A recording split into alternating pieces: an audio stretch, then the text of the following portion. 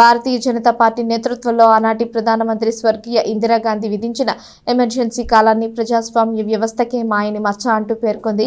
తొలుత తెనాలి బండపై ఉన్న BJP senior నాయకులు స్వర్గీయ టి రామాచార్యుల విగ్రహానికి నాయకులు పూలమాలలు వేసి నివాళులర్పించారు. అనంతరం బస్ స్టేషన్ సమీపంలోని NRK and KSR Gupta degree కళాశాలలో విద్యార్థులకు ఆనాటి ఎమర్జెన్సీ పరిస్థితులను వివరించారు.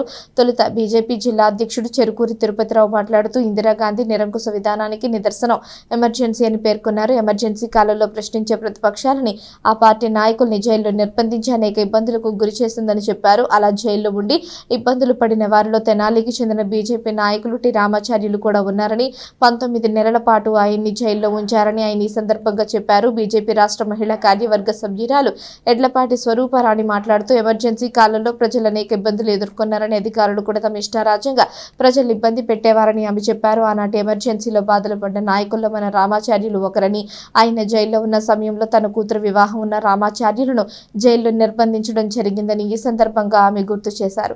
ఈ కార్యక్రమంలో టి అనంతాచార్యులు, కటారి వాసుదేవ నాయుడు, తెనాలి పట్టణ రూరల్ మండలం అధ్యక్షులు మండ్రు మురళి, కడియాల నందకిషోర్, చిక్కా గోవిందర్, ఎర్రం రాజు, అలాగే సీనియర్ నాయకులు బిట్రా కనకదుర్గ, అన్నవరపు వేణు, అడప సంపత్ రాయుడు, అడుసుమల్లి సుధాకర్ తదితర నాయకులు పాల్గొన్నారు.